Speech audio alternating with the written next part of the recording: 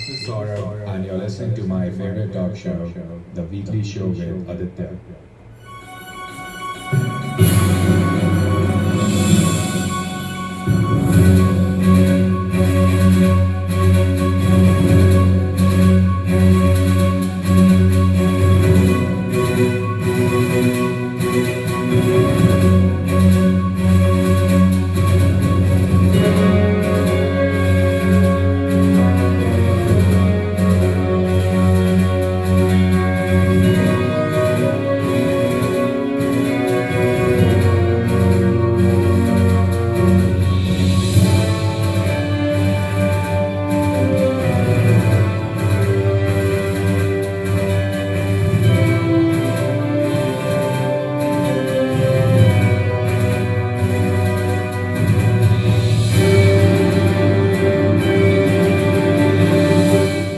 This is episode 365 on the 17th of May 2021, and I welcome you to episode number 365 on this beautiful, sunny, and optimistic Monday morning.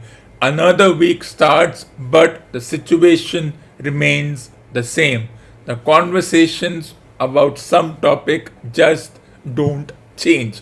But we won't be deterred by that, and we'll carry on our legendary talk show as it has been doing for the past 2.5 years. Remember, just a month from today, this historic talk show will complete 3 years of its start. 3 glorious years. Let's look at the highlights for this morning's episode.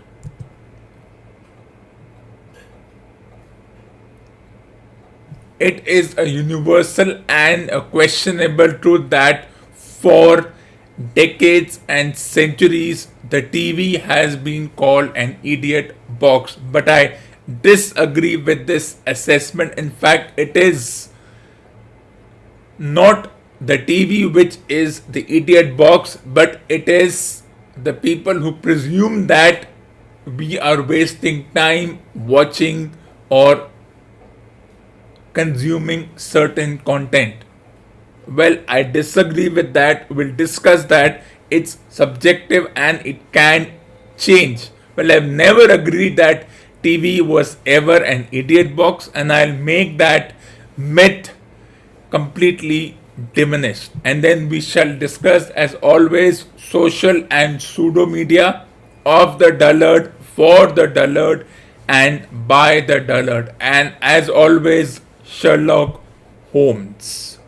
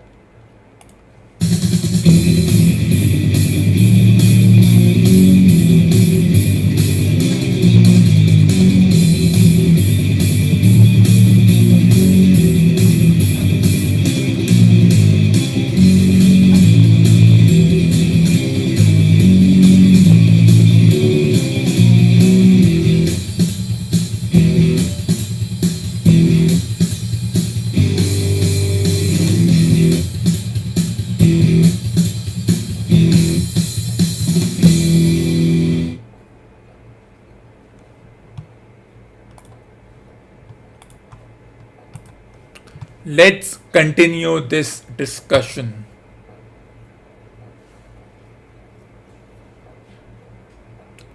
TV is a TV, whether it is the much loved black and white or the abhorred LED TV. Here is where people who are unable to get out of certain generations with their head stuck and their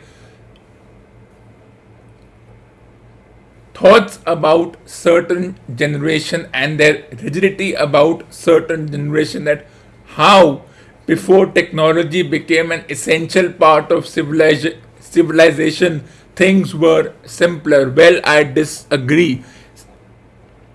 Technology has always existed, whether it was in the myth of the mythological times, the storytelling which people are so proud at, or the 18th century, 19th century, 20th century, 21st century, whether it was during the monarchical days or during the anarchical days, during whether it was the dictatorships or the democracies or whatever the condition were, technology has always existed. And even if we did not see a few things such as the simple pen and paper or the quilt as technologies, yet no times were ever simple, and that is a myth. But let's get back to this morning's discussion. A TV is a TV, whether it is the much loved black and white or the abhorred LED TV. The TV is a worthless piece of metallic equipment if there is no cable or digital cable connection. If tomorrow you remove the set-top box or you unsubscribe from your set-top box, then the TV is worthless. And even if you have a pseudo smart TV but you disconnect the internet or the Wi-Fi from the TV, what is the TV? It's a worthless piece of metallic equipment, because without either the cable or the digital cable connection, you won't have access to education, entertainment and infotainment channels. There are over 300 channels of education and entertainment, but it does not mean that we have to subscribe to all of them. I have not subscribed to all of the channels on my cable network. I have decided to only stick to sports and news channels. Even in news channels, limited news channels, which means that I can, if I want, watch sports matches through the digital cables or through the cables, that is the set-top box. But I have limited the channels. There are millions of channels, but it doesn't mean that we have to subscribe to them. We can always have an option like the a la carte menu, choose the channels and pay per view. Means if there are 300 channels, I pick up 5 and then I only pay for those 5. And when I want, I cannot pay or delay my payment. The connection will be cut. Once I pay, the connection will be back. It's the same story with the digital cable networks or the OTT. Remember, it's a wrong moniker. There are over dozens of digital cable networks, the prominent among them being Netflix, Hotstar, Zee, Hulu, Peacock, Amazon and many others. Now, just because there are 10 of them, it doesn't mean you have to choose all 10. You can subscribe to a few, you can unsubscribe from the rest. You may not subscribe to any one of them, but once again, there is a choice. So how in the world is TV the idiot box when it is a worthless piece of metallic equipment if there is no cable or digital cable connection? It's the same with the mobile phone. I remove the SIM card, I cannot call someone, I cannot text someone.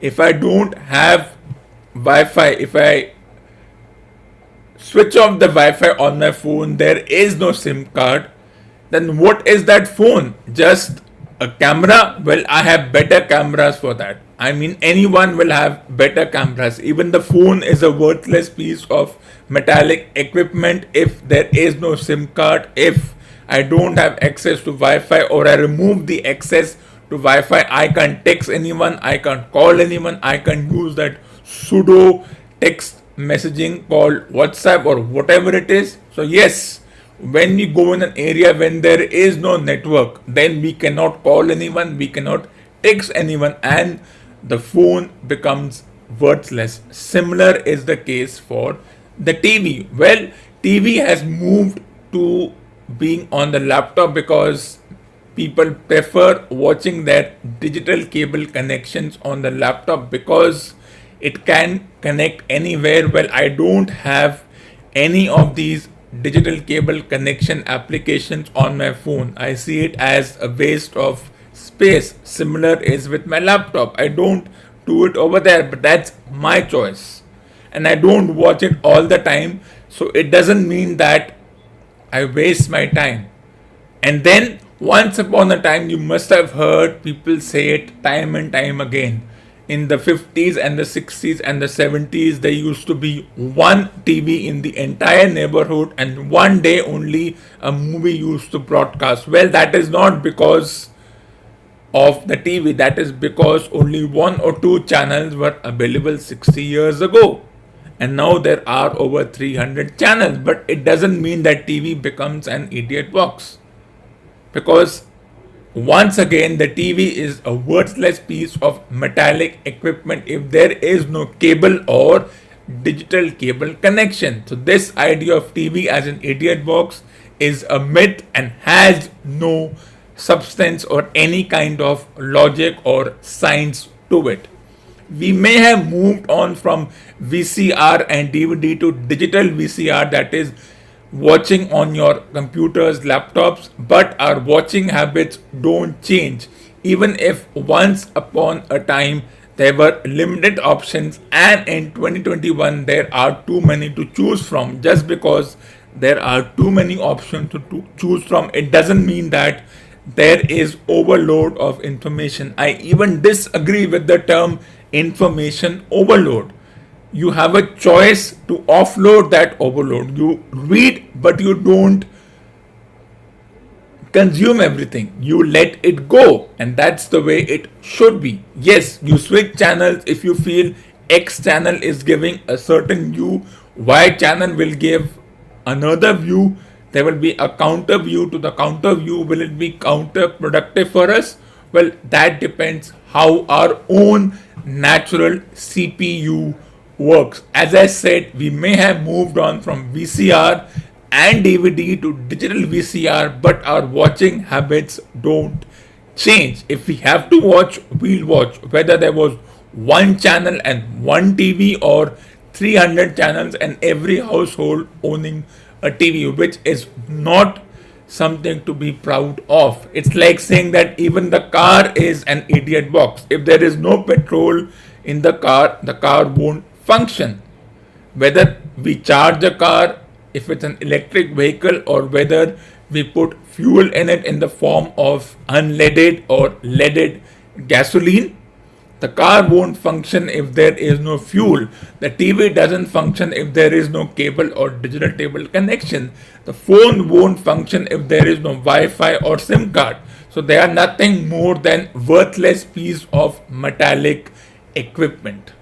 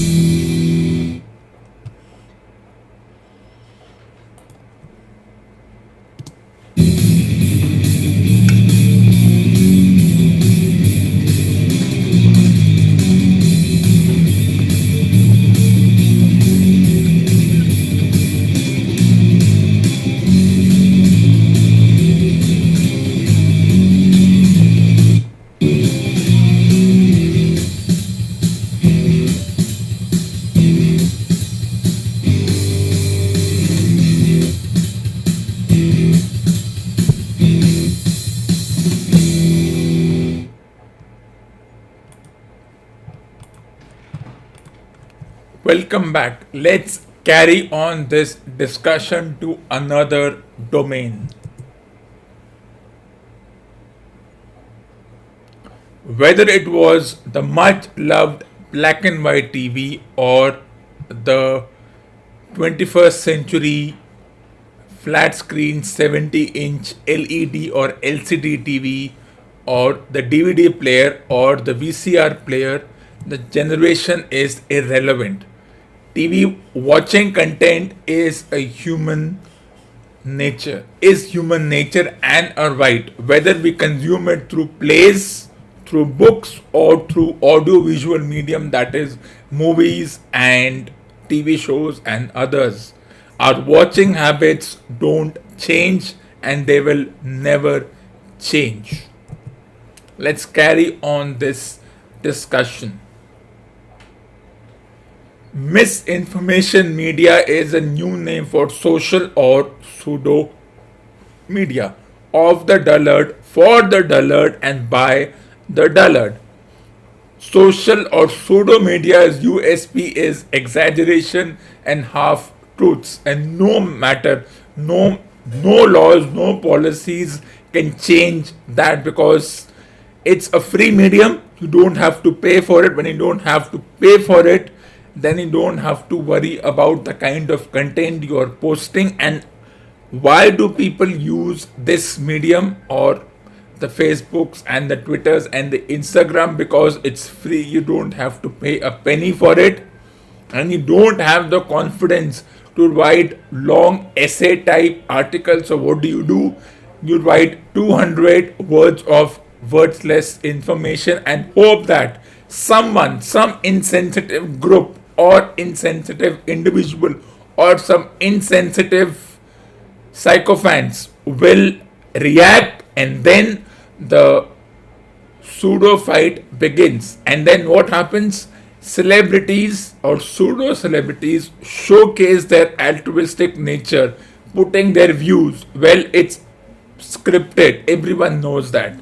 It's an example of hyperbole, with these dilettanti taking advantage of the gullibility of the people because of the divine status. We give them importance, so they put their views, which is fine, but the construction of the views, the content of the views, the particular words used by these individuals shows that it's not coming from their own brains, it's not their own, it's scripted, it's being fed into their ears or being sent to them that you can only use this much of information and this is what you can post.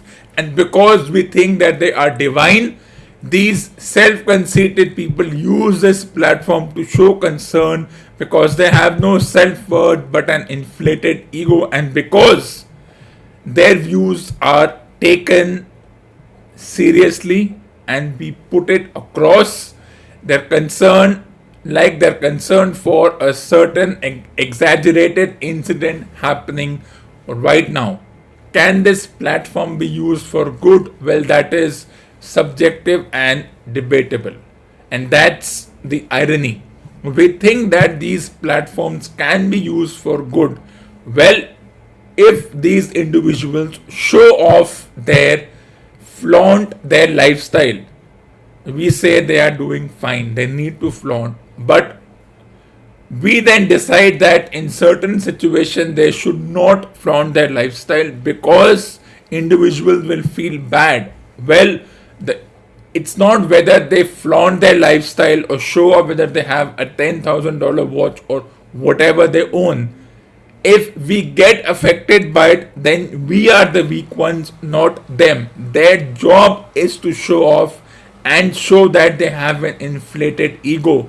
That's what they're here on this planet for. Even before pseudo media existed, these celebrities were doing the same thing.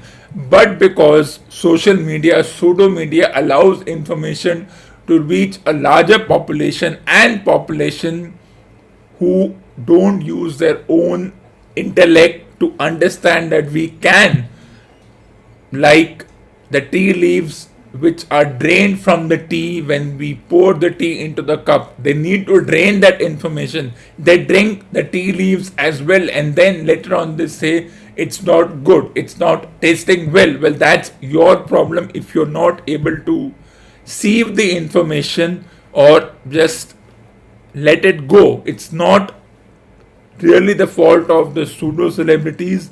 For them, it's all about hyperbole, inflated ego, and no self worth and scripted views.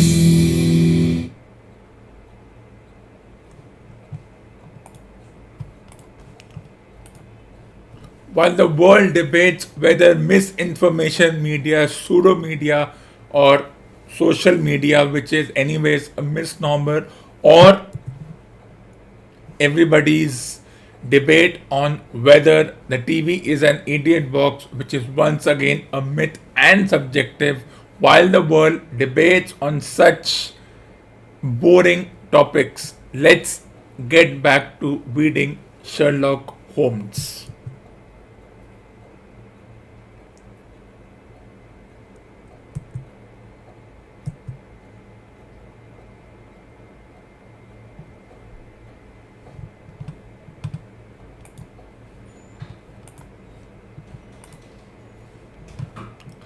It is not easy to express the inexpressible, he answered. Holmes is a little too scientific for my taste. And if Holmes was there right now, he would have waved off the current situation, said it is not even existing.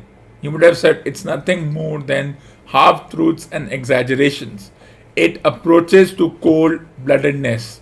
I could imagine his giving a friend a little pinch of the latest vegetable alkaloid, not out of malevolence, you understand, but simply out of a spirit of inquiry in order to have an accurate idea of the effects. To do him justice, I think that he would take it himself with the same readiness. He appears to have a passion for definite and exact knowledge, and right now, whatever is floating about certain situations is neither definite nor exact knowledge.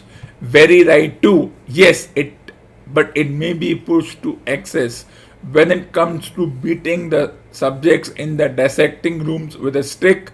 It is certainly taking rather a bizarre shape.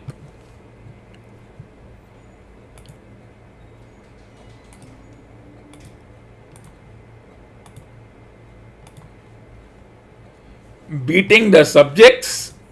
Yes, to verify how far bruises may be produced after death. I saw him at it with my own eyes. And yet you say he is not a medical student? No, heaven knows what the objects of his studies are. But here we are, and you must form your own impressions about him. As he spoke, we turned down a narrow lane and passed through a small side door which opened into a wing of the great hospital. It was familiar ground to me, and I needed no guiding as we ascended the bleak stone staircase and made our way down the long corridor with its vista of whitewashed wall and dun colored doors. Near the further end, a low arched passage branched away from it and led to the chemical laboratory.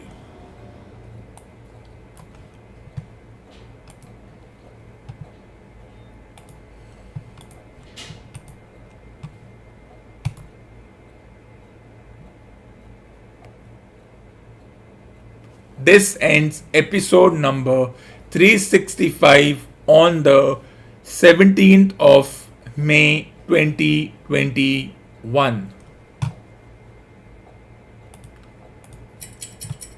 For more awesome content, tune into the next episode of the weekly show with Aditya.